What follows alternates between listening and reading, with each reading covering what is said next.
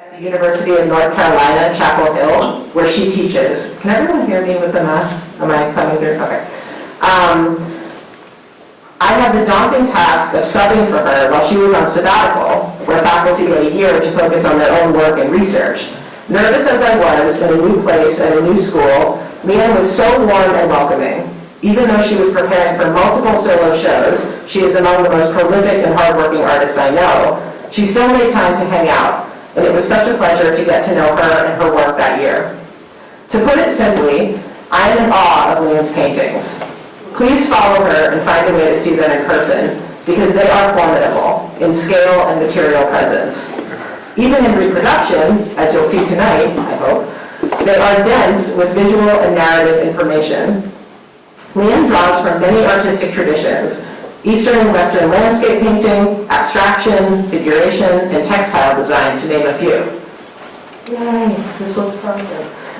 Some of the earliest paintings I've seen of hers were her contemporary family portraits from the early 2000s. Each one shows two generations of a family, painted with meticulous detail on flat, white backgrounds to bring focus to each individual and family unit. Since then, her work has grown increasingly complex. Her series, Mutiny in the Garden, was exhibited at Gallery Quinn in Ho Chi Minh City, Vietnam in 2018. These paintings, as the gallery wrote, feature sweeping abstract expressionist brushstrokes juxtaposed with landscapes in the style of the Hudson River school painter Thomas Cole, as well as figurative elements inspired by Japanese war prints, which the artist paints on silk and then attaches to the canvas.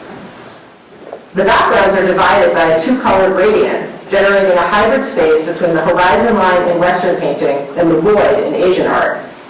In the painting, The Peril of Angel's Breath, textiles from Japan and Vietnam intersect with an image of the Manzanar internment camp for Japanese Americans during World War II as a mushroom cloud billows overhead. Such references to narratives of resistance and protest are prevalent throughout the mutiny paintings. Chung inverts the gaze of power and turns history painting on its head. Lian Chung's work blends painting with military, textile, food, and art histories to form a diasporic aesthetic language. It has been exhibited widely in venues including the National Portrait Gallery, National Museum of Art, SEA Focus in Singapore, Untitled Art Fair, North Carolina Museum of Art, and the Pennsylvania Academy of Art. Chung was the recipient of the Joan Mitchell Foundation Painters and Sculptors Award in 2019. She has held residencies at the Oakland Museum of California, Gentile Foundation, and the Marble House Project. Born in Saigon, Vietnam, Chung immigrated to the U.S. in 1975. She received her MFA from Mills College and is an associate professor of art in the Department of Art and Art History at the University of North Carolina at Chapel Hill. I've always felt that Lian's painting can be watched like movies. Layered images, slow dissolves, jump cuts, flashbacks, flash forwards, and baths of colored light. They demand time on the part of the viewer in seeing through and unraveling layers. And in return for that time, they deliver enormous pleasure and insight. She uses the sensory power and pleasure of painting to engage viewers in some of humanity's most difficult stories, which repeat generation after generation in one region of the world or another.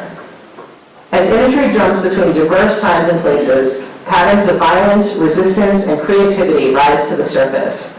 This sticky combination of pleasure and horror may be at the heart of her project, and I look forward to digging into all that complexity with you tonight. Please join me in welcoming Lian Chung.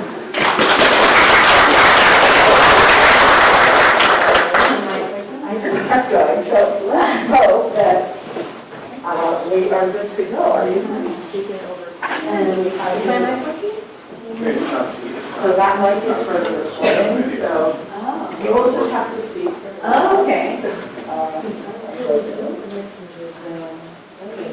Well, I just want to say, while Becky is hearing that, what an amazing introduction. It reminds me of how Becky is just like wonderful human, wonderful painter, and also like really amazing writer. So thank you so much for the introduction. And it was such a pleasure to be here, and I had some fantastic students today, some of your MFA students as well. So I know that we're starting late, and I am so sorry about that. I'm also wondering, I'm so used to to facing the audience. I'm not sure. So, no, we actually have this up here now, I'm so grateful. Thank you, Mom.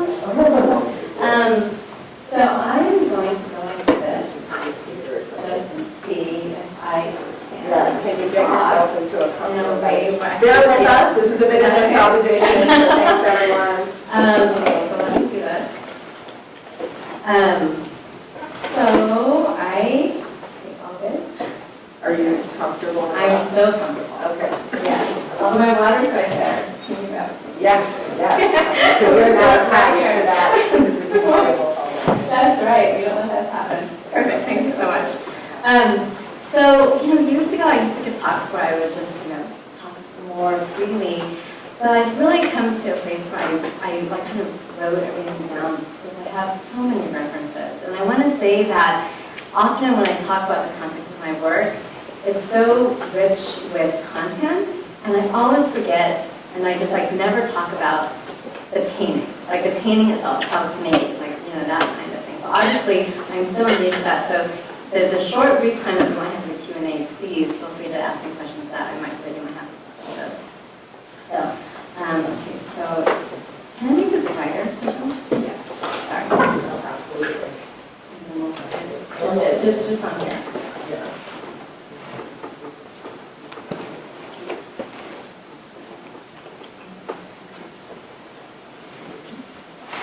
Perfect. Oh, thank you so much. Yeah. Okay.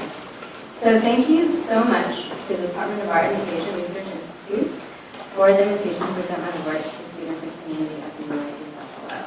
My practice creates types of narrative painting blended with military technology histories, as Becky said. I'm interested in how figuration and landscape is integral to the creation of visual mythologies and actual lived experiences, responding to the histories, to the sort of archives that those also kept in the short period.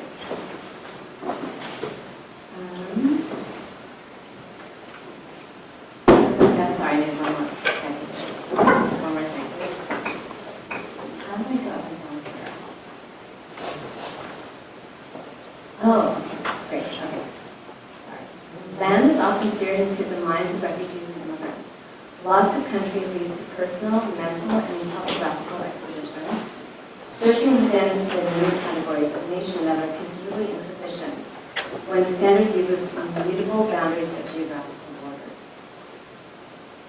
In his book, Imperial Landscapes, John Crowley advocates for considering landscape painting as a fictitious constructed space.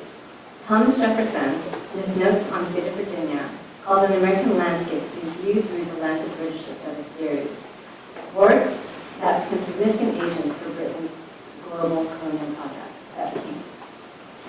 Here we see a painting by Thomas Erne in one of Britain's former sugar plantation colonies of Newfoundland.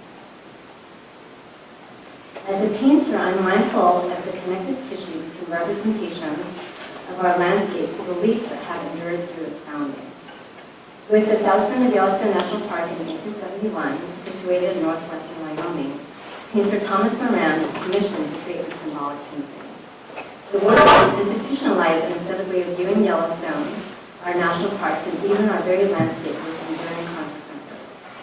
The painting imbued nature with spiritual and nationalistic meaning, possessing and depicting such places is closely linked with national pride and religious belief in the U.S. during the 19th century. In the middle of the painting, a Euro-American explorer gestures an outstretched hand to the vast sublime landscape as it claims to us. A native figure with their back turned walks away from its glory. Moran asserts Euro-American possession of this landscape, giving representation to landscape architect Frederick Law Olmsted's observation. The power of scenery to affect men is, in a large way, proportionate to the degree of their civilization and to the degree by which their taste has been cultivated. Language and painting became essential proponents of settler colonialism and manifest destiny. Where the lineage of the sublime in the American landscape being astounded in artistic interpretation of nature and God, beyond its borders, a canny scene of the sublime are enacted through the hands of the military. John Constable, a British painter in the 19th century, states, "It would be difficult to name a classic landscape in which the sky is not the chief organ of sentiments. In his book, Vietnam: A History, Stanley Cornell draws connections between Walt Whitman, whose poetry calls for America exploiting its happiness and liberties in the ancient cultures of Asia, to Kennedy and Johnson, who were influenced by Whitman's ideologies in considering action in Vietnam. So this is actually a pretty well-known photo called Mekong Girl, where the girl is running towards the camera during the Vietnam War. I've taken the girl out just because as a refugee, as a war refugee, the sky actually becomes a terrible place. Leading up to the American military campaign in Vietnam, Vietnam was colonized by China and France for over 1,000 years. In the struggle for independence from France, Ho Chi Minh wrote the U.S. for aid for decades, starting with Woodrow Wilson in the 1920s, who admired American governance, citing Thomas Jefferson's Declaration of Independence and his own Declaration of Vietnamese Independence from France in 1945. A perceptible link continues between political ideologies and the formation of an aesthetic. In the years of 1949 to 1955, a group of predominantly white male artists in New York, known as the Club, met to discuss important concepts that influenced their work, such as the concept of Zen. Within this group of artists, Ad Reinhardt heavily researched Chinese painting, creating a whole series of block paintings interpreting the concept of the Chinese void. Franz Klein and Marisa Shiru entered into correspondence in the 1950s to show their love for Japanese calligraphy. Klein also wrote directly to another artist, Jiro Hasegawa, about his love for the older painters of Japan and China. In the publication, Hyperallergic, Daniel Wu draws connections from World War II in terms of Japanese Americans and art critic Clement Greenberg's opposition to the perceptible link between ABEX and Asian discourse. In 1955, he wrote, "Not one of the original ABEX artists, least of all Klein, has felt more than a cursory interest in Oriental art. Their sources of their art lie entirely in the West." Not only was his xenophobic statement untrue, examples of his thinking likely contributed to the erasure of Asian American abstract expressionist artists like George Miyazaki and Vinny Singh. And ABEX became an almost purely white male American genre. The CIA also promoted American artists for about 2 decades as a cultural weapon in the Cold War, pitting the free artistic expression of its individual practice of ABEX artists opposite Soviet socialist realism, which perpetuated socialist values. The movement became monumental. Artist Roy Lichtenstein created this body work responding to the ABEX movement as a parody. Since World War II, the U.S. has gone dozens of countries and is involved in the military conflict with many more, as we are witnessing today. In the series of work I'm about to show you, I sourced the location and year of the bombing and paint this long landscape in this set of early American landscape painting through a window, one of which I'm trying to show shapes. The series is titled After an Sorry, something came up. Not showing up for you, this is great. The series is titled after an antiquated concept known as translatio imperii, an idea that civilization is always carried forward by a single dominant power, and historical succession of what the matter of outward movement. During the American military campaign in Vietnam, American General William Westmoreland stated his delusion, there are Asians who don't think about death the way that we do. America ended up dropping more bombs in Laos than in the entirety on Europe during World War II, making it the most heavily bombed country in world history today. A good portion of it done covertly by the CIA. 80 million bombs, which not detonated on contact, have killed over 50,000 people in Laos since the end of the war.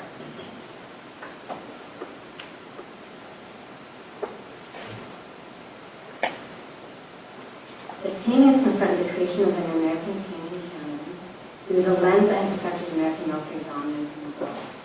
British landscape painter John Constable in the early 19th century stated, "In art, there are 2 modes by which men endeavor to attain the same end and seek distinction.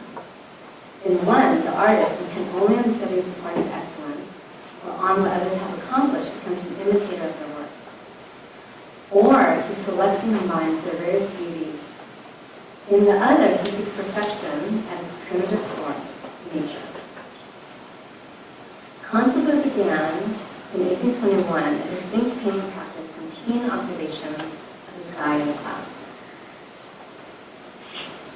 With collaborator Hong An-chung, who I teach with, and who is also a dear friend, an artist whose conceptual practice often refers to critical archives, we created work from declassified military operation in Southeast Asia known as Operation Popeye.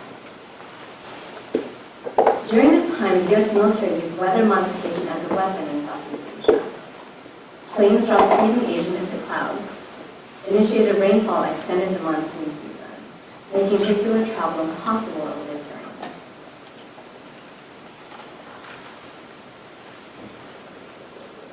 Lee Millback in Nature and Culture, on discussion of 19th century American landscape painters and British landscape painters in the first half of the 19th century, writes about these clouds in the sky. The sky is finely tuned paradigm of the lines between art and science, in that beautiful void the landscape artist concerns, poetic, ideal, and symbolic, empirical, and scientific, were sharpened rather than blurred. As a source of light, spiritual as well as secular, the sky relieves absolutism with infinite moods, and changing ideals with endless process. No wonder the artist fixed particular attention on those moist cargoes that describe the void degree of repeated composition of clouds. The collaboration we did consists of one painting, one video.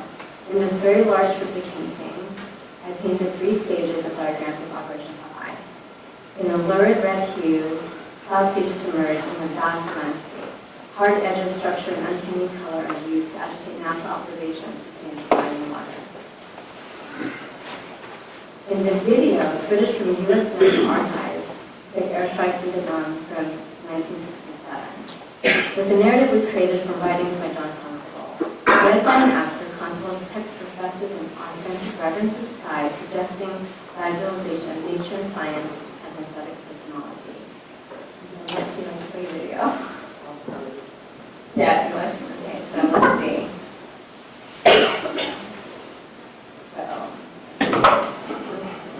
Oh, wait, here. Yeah. The subject of this is grand in itself, so that no kind of effect could be introduced too striking or too impressive to portray it. And among the various appearances of the elements, we naturally look to the grander phenomena of nature. Sudden and abrupt appearances of light, thunderclouds, wild autumnal evenings, solemn and shadowy twilight, with variously tinted clouds, dark, cold, grey, or ruddy and bright, with transitory gleams of light to heighten, if possible, this sentiment which belongs to a subject so awful and impressive. The sky is the source of light in nature and governs everything.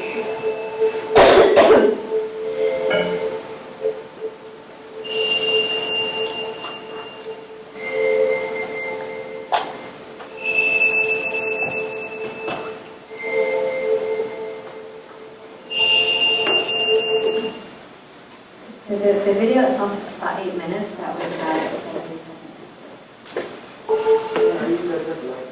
Yeah, that's fine. Thank you so much. Okay, so I'm going to move on to figuration. So, because really I do create a narrative, I'm really thinking about my work as a narrative, but before I launch into painting figures, how we might think of them conventionally, a few things, I was really kind of mulling over, some ideas and some implications within the global history, but also Asian history. So there's 2 texts that really influence what I was thinking about. The first is Edward Said's text, Orientalism, on the left. Yeah, your left, okay. Said was a Palestinian American academic and activist and writer, and one of the founders of post-colonial studies. Some key reflections for me in his writing are how, within Orientalist concepts, definitions of the East have been changed throughout history in Asia, Africa, and the Middle East. How cultural and political ideologies of these places are created in the West, and how these misrepresentations perpetuate hegemony to continue to permeate our belief systems. And the second on the right is a more recent text by Anna Lynch, and it's called Ornamentalism. And it gives historical context to the creation of the Asian woman as an aesthetic being, and how modernism has dismissed the ornament as surface and aesthetic. For instance, in this country in the 19th century, there wasn't new body but cloth that was used to portray Asian women as sexualized, as is illustrated in the Supreme Court case of 22 Chinese women. When, in 1874, American steamer named SS Japan, with almost 100 passengers from China, docked in San Francisco Harbor, the then California Commission of Immigration himself an immigrant from Poland, denied permission of 22 women ages 17 to 22 to disembark, stating they were nude. At the time, testimonies from mostly men of European descent, ignorant of Chinese culture, used the women's clothing and adornments to make inferences that they were prostitutes, citing colorful silk clothing, ornament, and headdress. The case went all the way to the U.S. Supreme Court, who ruled in the women's favor. Drawn to create narratives about the complication of global transnational identities and responding to issues of historical and global representation, I turned to the historic technology, which for centuries has been a comprehensive narrative of migration and hierarchy and power. Paints itself from Asia adorning the bodies of high society in France and Britain, for instance. So here we see on the left, late 18th century, this textile was traded for import into Africa from enslaved people. On the right, you see the dress. These were hand-painted silk fabrics that adorned the bodies of Europe and America. Writing for a solo exhibition I had, Elisa Fisher-Alexander created an essay called Future Pictures from the Yellow Pages of History. She states, historically, these source textiles circulated throughout the Western world, literally laying the mythologies of empire on white bodies in the form of clothing, furniture, and household items. This is an example of a scenic textile which perpetuated supremacist narratives in the 18th century. We see the personification of America as an exotic native woman, tributes to Spain's dominance in the colonies. Textiles also showed how through cultural contact born from endless border crossings, colonialism and war, brought about changes that complicate ideas of visual signifiers of identity. So in my own work, then I started to use the gesture of the paint of my body, blue paint, to actually imply the figure. In the 1940s, scholar Fernando Ortiz, who's Cuban, put forth the concept of transculturation as a new political theory of cultural contact. One did not define itself only in oppositional relation to histories of colonial dominion. In its intermingling of different peoples and cultures, new cultural phenomena are born. In these works, I'm abandoning traditional figuration, representing figures through gesture of my hand and my body, and adorning them with painted historic textile designs from a specific time and region of the world. I was interested in Asian painting tenets to capture the essence of the subjects, not to simply represent or illustrate it. Through the movement of gesture, my aim was to embody the assimilation, erasure, and birth of transnational identities and thoughts. I began using silk and linen, which are known as painting supports found in the traditions and methods out of Europe, the Americas, and Asia. This is also referenced to Silk Road, an early site of cultural, religious, and material exchange between the Mediterranean and China, and really disrupted notions of material and cultural authenticity. Thomas Cole was an English immigrant, one of the founding members of Hudson River Valley School. And he was not an imperialist. In fact, he advocated for preserving the wilderness and for U.S. existence that did not rely on colonial expansion. He created a body of work called The Growth of Empire. It's a series of 5 paintings. The moralistic narrative showed the rise of civilization from its established state to its fall. So in this series, I really wanted to reject the romanticized aesthetic of early American landscape painting, and really drew inspiration from the frenetic compositions of Japanese monuments. I was aiming to create painting narratives that engage in Socratic blending, thinking about Chinese shifting perspective, a philosophy breaking free from restrictions of a time and a place, and with an idea that perspective is mobile and in flux. In this the Garden, and revising culture in 5 large-scale works, examining political conditions embodied in America's founding agrarian philosophies, the nation built on colonization, diversity of groups, and enslaved persons. The work is an amalgamation of diverse materials, philosophies, and techniques, searching for an aesthetic that mirrors what unexperienced, and testing art historical hierarchies to find such cultural forms. Here, as a close-up, you see there's certain themes within American history. On the upper left is the landscape in the Dakota pipeline as a site of protest, lynching of Americans, and historic textile designs on large industry gestures. Here's a close-up of the campaign itself. So the waves are red and cream colored, and then there's bits of silk with salmon paintings on, or helmets and at the edge. French philosopher Michel Foucault defines this concept of heterotopias as a non-hegemonic space of otherness, which simultaneously mirrors the source and members of other spaces within a culture. According to the third principle of heterotopia, it is capable of juxtaposing in a single space several world spaces and sites that are held in themselves and compatible and harm one another. Foucault gives an example as an ancient garden in the Orient and heterotopia representing a microcosm as a birth environment. So here, on the upper left, you're seeing Thomas Jefferson's Monticello, and in the middle, there is the dismal swamp where enslaved persons and ruins of the Seminole Nation escaped. I'm also capturing contemporary acts of activism. So you see a graphic figure of 5, and then in the silk, you're seeing a side of protests and tearing down of Confederate monuments from Chapel Hill, North Carolina. In Cole's painting known as Destruction, I was really focusing on how during World War II, the government confiscated homes, businesses, and belongings of about 120,000 Americans and placed them in camps in the desert. That's was seen by the government as for their own safety. These ideas tap into yellow peril racist ideologies that can trace as far back as when the European Empire invaded and colonized China, and also the transition in the British Empire. In my version of Destruction, it was the time when America really destroyed itself. The mountain is the Hiroshima bomb cloud, and on the bottom, below there, you see the Montana.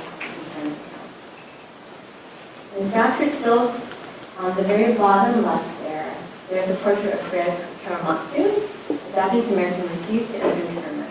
His case went all the way up to the Supreme Court, which ruled against him.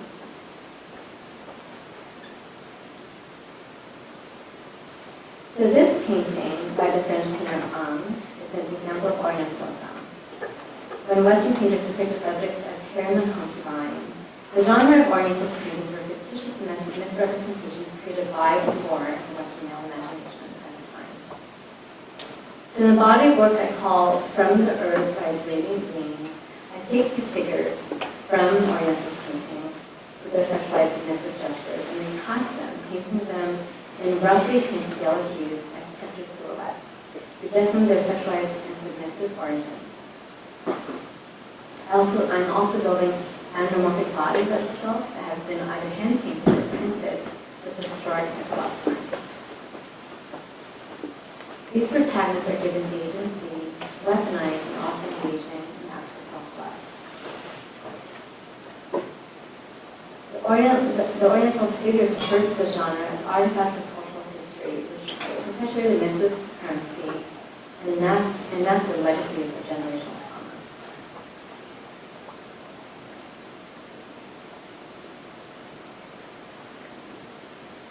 I'm just going to play this. I was told years ago that I needed to have videos of my paintings, which just seems kind of odd, but it's because it does. So when they are hung, and people walk by the space, and the silk, which is really a biological skin from Asia, because I think it moves, with the movement of people in space.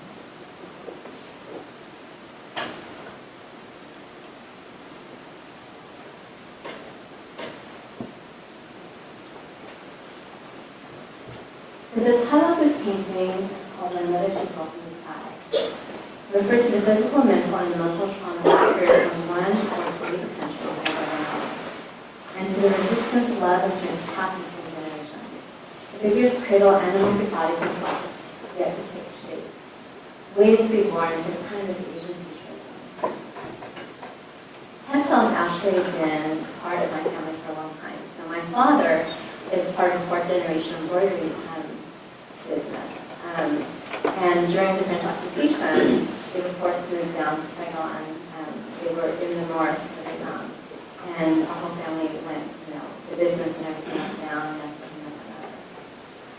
Elisa Fishman Alexander, in her essay, also writes, but both the artist and this writer, who is Thai American, traditional Southeast Asian textiles hold special places in memories of our upbringing. Deeply saturated silk patterns and glittering gold thread remind us of our grandmothers, mothers, and special occasions during which such textiles were worn and displayed. Such fabrics were used against our Asian American ancestors.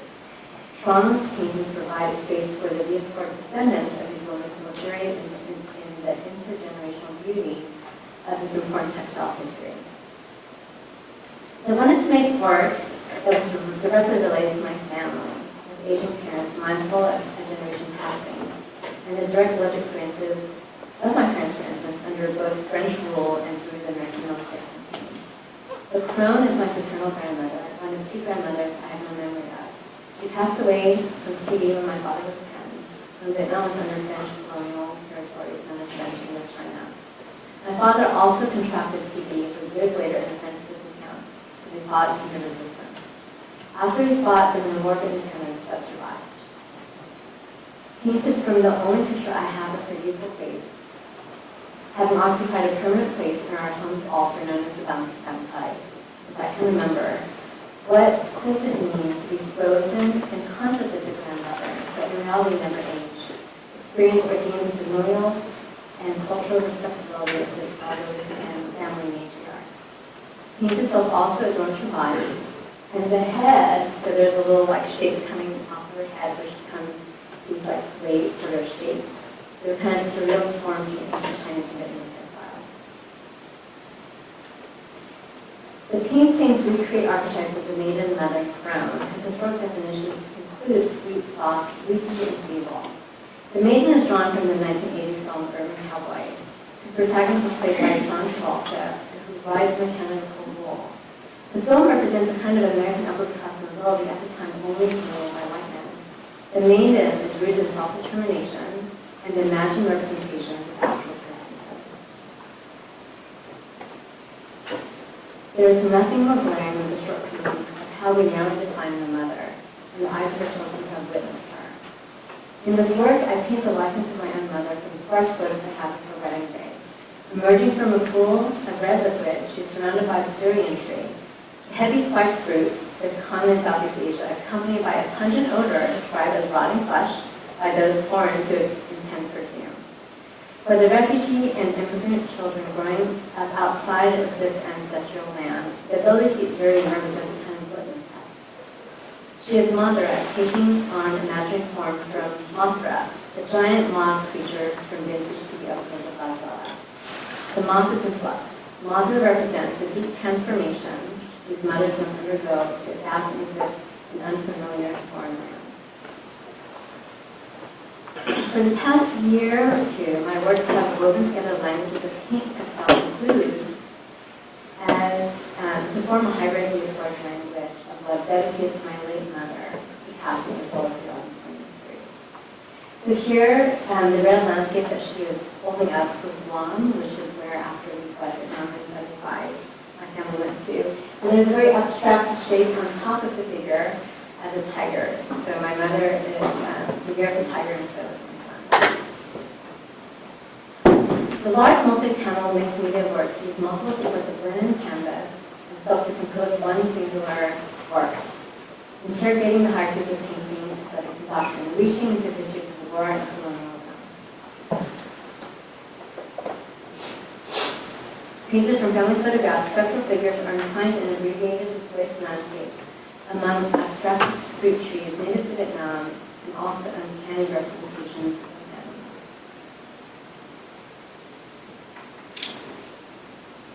Sorry, some centimeters.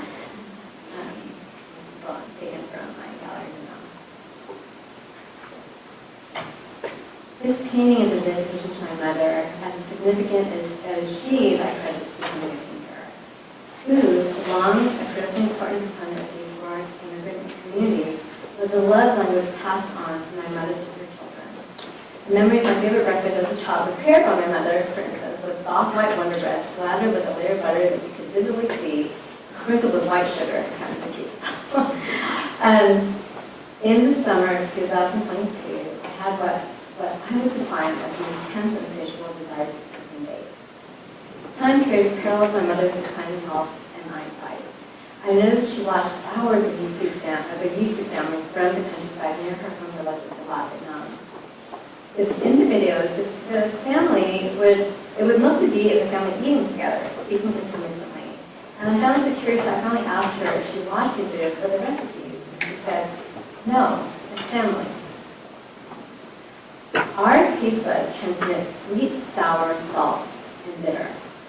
Everything else falls into the category known as smell.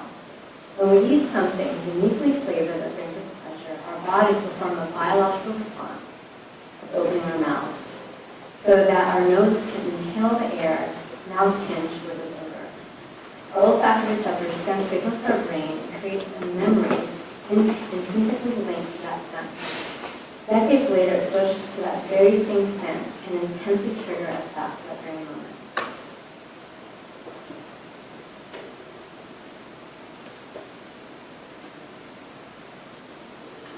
In March of 2023, my mother's declining health began an undeniable turn, and she stated that she had no desire to eat unless it was someone she was with. I set about making sourdough rolls to send to her on the other side of the country. The roll's culture was made from the yeast, often flesh of my own hands, infused with flavors she would find comforting, mung bean with scallions, and fragrant orange blossom and black sesame, hoping this would elicit specific memories from her life through innate sensory pleasure, and conjure for her the feeling of belonging at home. In this painting, I know it's small, but it's a painting of one of those rolls in a bowl that she had brought from Vietnam to our home, and I never even knew how to after the passing. They were tucked away all the way in the back of her cabinet.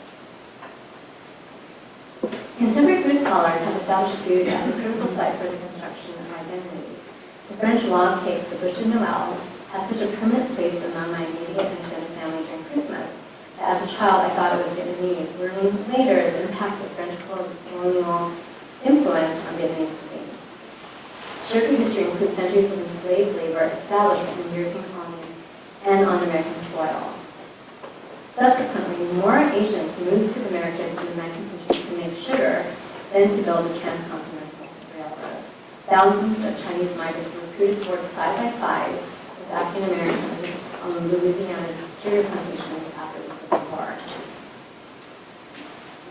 The spirit discourse also includes food and as a tool symbolizing national pride and political ambition. In the 18th century, recipes for American election cake and independence cake emerged, along with cakes honoring the country's leaders, such as Abraham Lincoln, George Washington, and even Robert E. Lee. So I began a cake project galvanized by the deep love for food and flavor from my mother, my family, and my community. Shauna Klein, in her book, Roots of Empire, writes, today's food research shows how it has been used throughout history to establish the practice of power, and how such examinations are complemented in the field of environmental history, which have analyzed agriculture's control of the land and people. So this is one of my cakes. So this is corn maple pound cake. Cultural flavor is intrinsic to the boundary of the land, and my recipes are mindful of foods native to the North American region, fundamental in native cuisine, and all those that have lived on the soil for centuries. I am pulled to create an aggregate of flavors in the same process of making a painting, considering each cake as a narrative, an homage to loved ones, and an act of celebration to active communities and those at their traditions. Cake is composed of food as form and as painting. My father's late brother, whom was physically apart from for 45 years until we traveled to Vietnam in 1995, sent him a Vietnamese poetry book in the 1980s, translated into English. The poems span centuries of national independence and colonial rule, including the era of French colonization, whom both fought and resisted against. The book archives generations of writing, hundreds of pages of words lacing together, surveying with personal love and love of family and country. This is an actual book, lovingly wrapped in saran wrap when I was cleaning out their house, which for those, a lot of you who maybe like recognize that from maybe some grandparents and the kind of things they do. Audre Lorde writes on poetry. It is a vital necessity of our existence. It forms the quality of light within which we predicate our hopes and our dreams.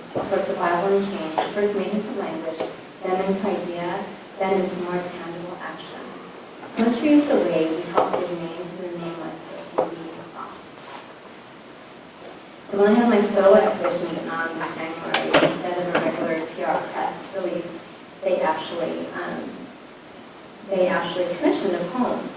And so I'm just going to write to you. I'll read first a little part of the poem, where the writer remembers her grandmother and the rationing of sugar by the government following the war. I remember thirsting for sweet, fear to spoil, strength to joy. Pricing open grandma's teeth to find mealy munkings mashed with half nail and extreme refinement. I poked my head into her cave mouth and begged her to spit back without respect for sweet salt I grow up never to eat. This past month, a friend and one of the family members of Mother Christmas Bar based out of Durham, North Carolina, spoke about this significant of big pots from her family's Palestinian village in Canal on the West Bank. This is called, this is from Instagram, so I'll look it up. Oh wait, I think it's turning. Yeah, it's opening part. Okay. It's coming. Oh, yeah, no, should we answer it? No, it's okay. Well, no, sorry. I'll start over. Yeah, we're almost at the end of the one more part after this.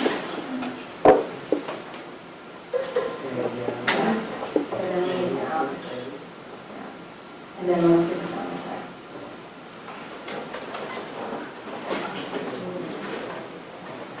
فإن اليوم قررت عملية السبب ظروف الحرب فراح تكون كيكات متناسبة مش مثل ما انتم متعودين تشوفوا كيكات الإبداع شغل صحيح بذل الدمر بالحرب لكن هالشي ما معناه إني أفقد شغف فيكي وأمارس هوايتي في المخيم.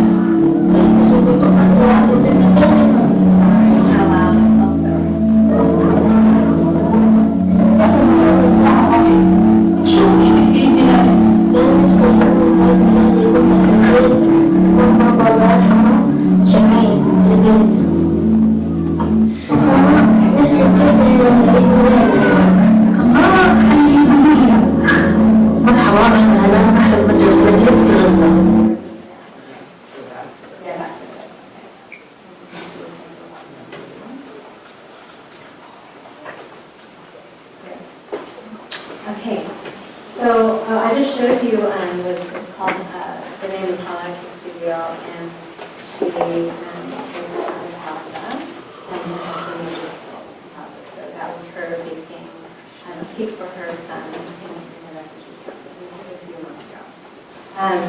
So I wanted to show this moment, and so the last time we were given a talk, I had made a sweet to share.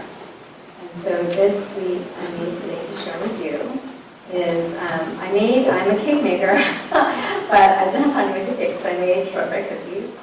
And in the shortbread cookies, they're baking hot with the faintest hint of rose water, and also sumac, which is a spice really used in Palestinian cooking. I've never used it before, and I really don't think I used it enough, so I apologize for that. So this is what the cookies look like before I enter the plane.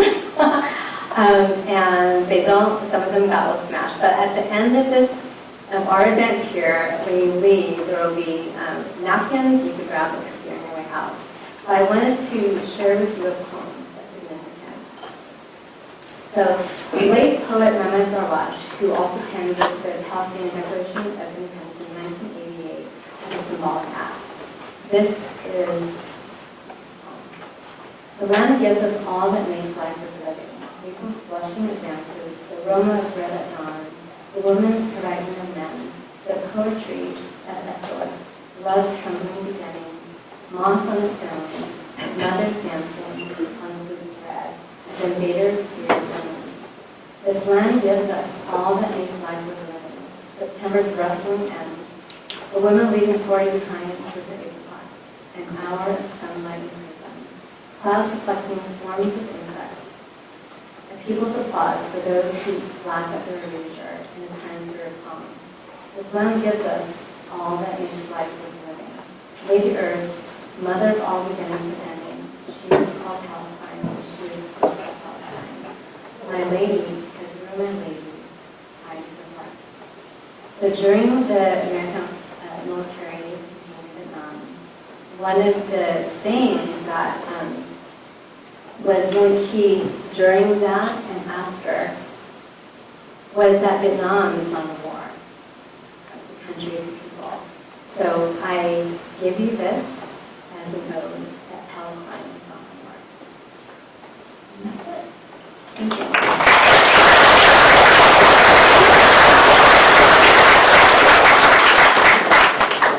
Thank you so much. Thank you, everyone, for your patience. My only regret is that it's a little smaller than I was hoping. So when you look up her work later, zoom in because as you saw, they have so much detail. So who has questions?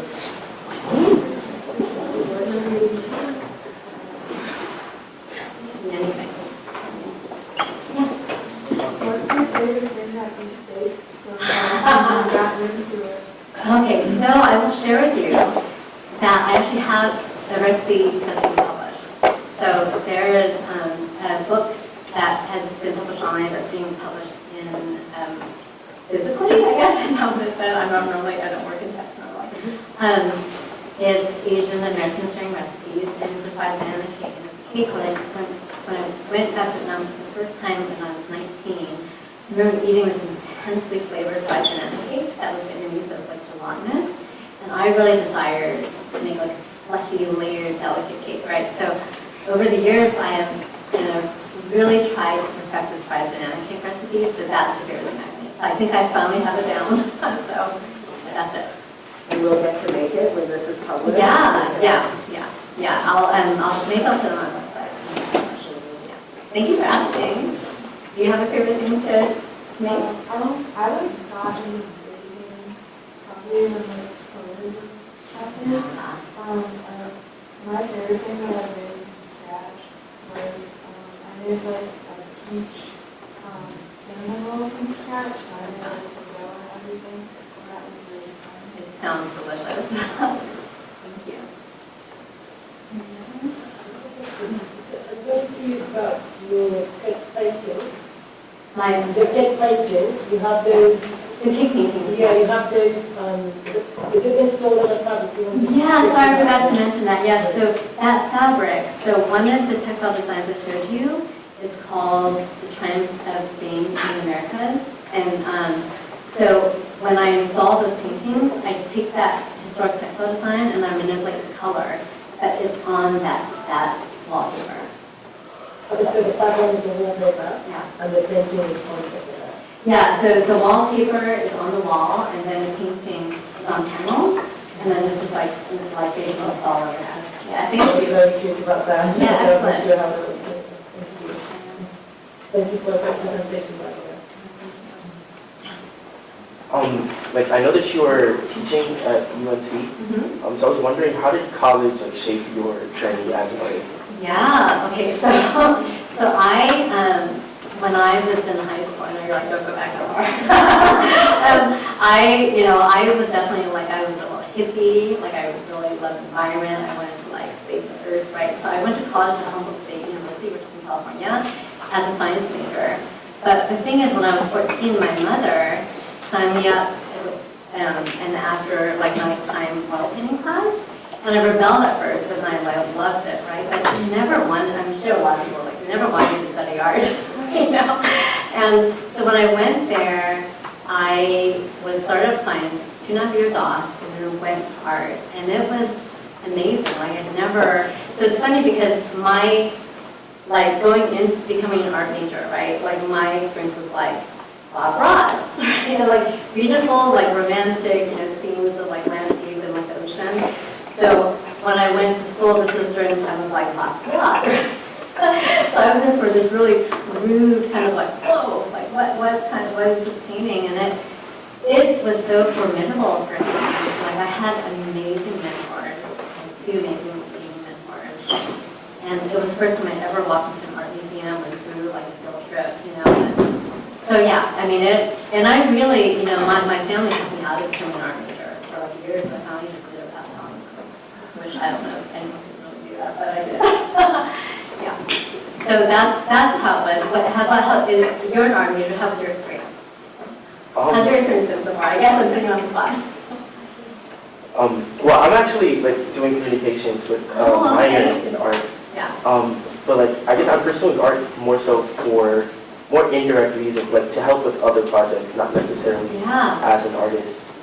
Well, you know, one of the things I think about, talking to my students a lot about, is like, we live in some ways now, even in a more visually rich world, right? So I think that with you all, like your generation, you have to, like, if you have like visual intelligence, like I think in some ways there's something about like as an artist or being exposed to like art in this manner, right?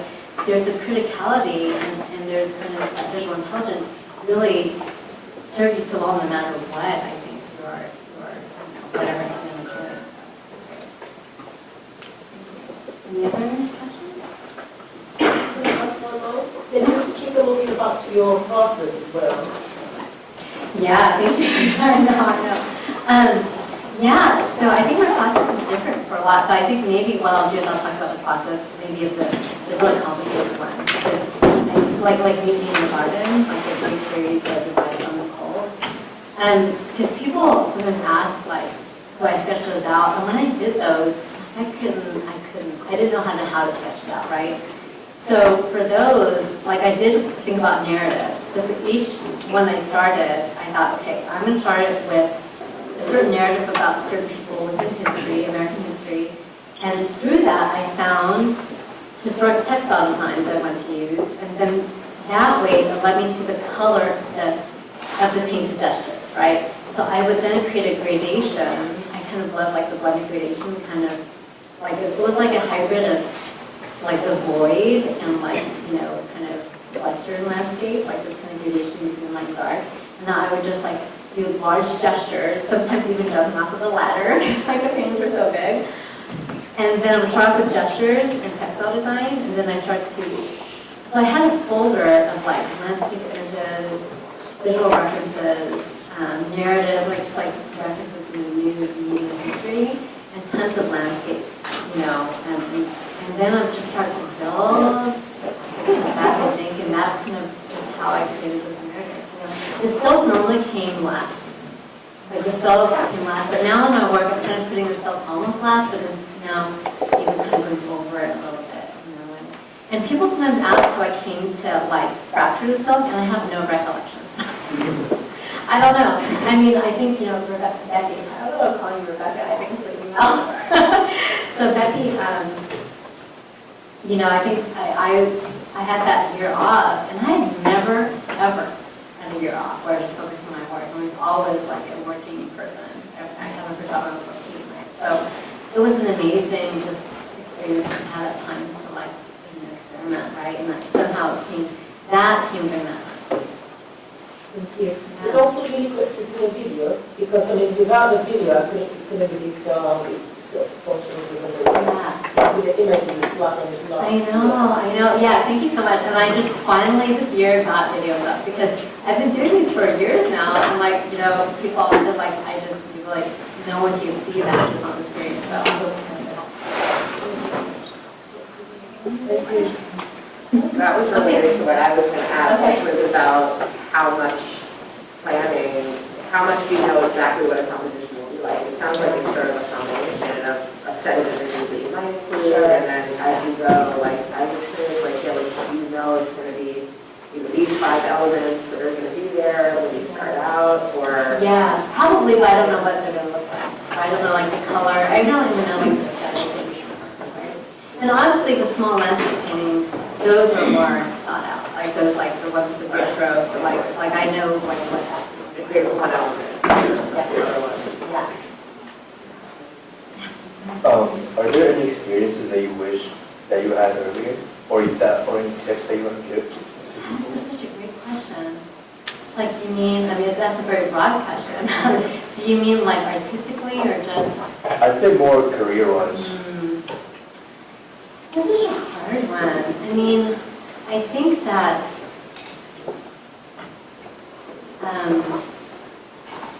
career-wise, gosh, I mean, it's such a, as you probably have heard, like, you know, being an artist is not easy, right? So I think,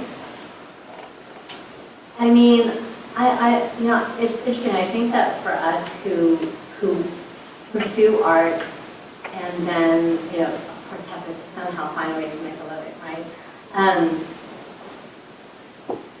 I think it's more just like, you know, I know that we're up here and we're professors, but there's more than one way to find fulfillment, right? And so I think that the question is always like, do you want to, you know, number one, your connection to your work, right, has to be stronger than those things that you experience, you know, in life. Those kind of like those barriers, right? But I also would say that like plenty of people go through times in life where they don't make work and it's too hard, and then they'll come back to it. So I don't think so. I mean, I think that. I mean, the one thing I would pick about, the one thing that I thought about doing but I never did was move to New York. Because I think, like, you know, you really should do it when like you're young, I think, is what I've heard, right? I know these are two New Yorkers. And because, I mean, to be honest, like, I grew up in California, in the Bay Area, and I actually really love LA. But even in the Bay Area, it felt kind of small, the art, kind of the flux of art. Whereas New York and LA seemed like there's a lot of thriving, you know, just sort of a lot of like thriving, the influx of things go in and out. I guess I would tell you my regrets. And I also, one thing I really wanted to do was like live overseas, right? So I never did that. But I mean, at one point, when I graduated my gallery in Vietnam, I was like, you really need to move here. You know, you really need to move here now. And it was like, I think it was like the early 2000s. Because at that time, like, you know, being an artist here, you know, like rent, it's just sometimes it's expensive and I mean, this is going to be hard anywhere, but at the time in Vietnam, you know, there's more than one way to practice. I'm a painter, but I am totally okay with also like hiring parts of my work out. In Vietnam, a lot of those artists were able to do that, right? Like in manufacturing and stuff like that. So, you know, I think that could have been an amazing experience. You know, but I was with a partner who was like not into it. So, you know, just one of those things. I hope that helps. I hope that answers your question. It does. And I'm sorry, the one thing that I would say that I think this is also related to your question. So, you know, being a Vietnamese, like in the diaspora, right? Like I grew up here, and I think a lot of us want a connection to the land in which we came from. And I think for me, like, you know, I went there with family when I was 19. I was born in the right, I left when I was 2. And when I went with that, it was like beautiful, but I just knew that my ideology as an artist, like, there, you know, it was interesting that it wasn't necessarily like the people that like had the same sort of ideology as me. So what I did is I was part of a show in Orange County in 2005 where I met artists in a gallery from Vietnam. And what I did on my own, and this was purely for my personal enrichment. I wasn't even thinking about career, right? Like I was out of grad school just like 1 or 2 years. But I wrote the artist, because I knew one of them had an artist run space in Hanoi, in the north. And the other gallery was actually the gallery I'm working with now. But at the time, she was just like one person who was in the gallery. And I'm like, hey, can I have a show? You know, I'd love to go there. And I kind of proposed the show. So as an artist, you have to be kind of a bit about writing. You have to like, you know, kind of promote yourself in that way. And I brought my father. So for a month, my father and I traveled to Vietnam and had these shows. And it was all very like, you know, like like, we had to do everything ourselves, and it's like dirty and like hot, and like, you know, it was the most beautiful experience. It did help. My dad helped, like, helped me translate. Totally. You know, it was like such a great time. But my point in life is that that was personally for me. So what came of it was I ended up having this personal connection that really helped my career, right? Which was years later that same gal was like, hey, I'd like to work with you. And it was like never, of course, you know, I didn't really have that kind of foresight. But it just goes to show what I'm trying to say is like art practice shouldn't be devoid of the things that you love, the things that are meaningful in your life, right? So I'm teaching an experimental class right now, which is a whole lot of work, but like I hope the students think it's okay. So I'm making them do food collaborations, we're looking at like, you know, nature, like, you know, it's this idea that you can define how creativity is in your life in another way. And that's the great thing about art practice now, you know, creative practice now is whatever is meaningful for you can manifest itself into a way like you never thought. So it's like that. One experience that I did that would really turn out in a very meaningful way. Any other? You should just go get your cookies. Thank you, everyone. Thanks for.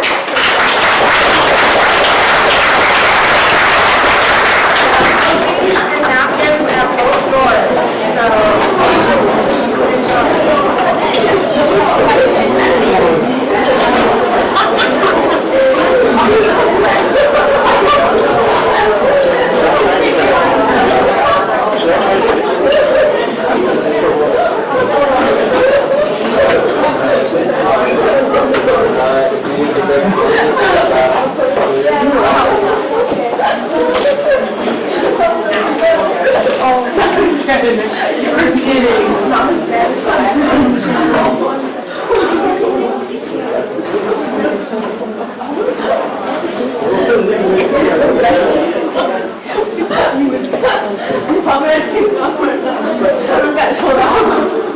I do guys look at it all. Well, this one's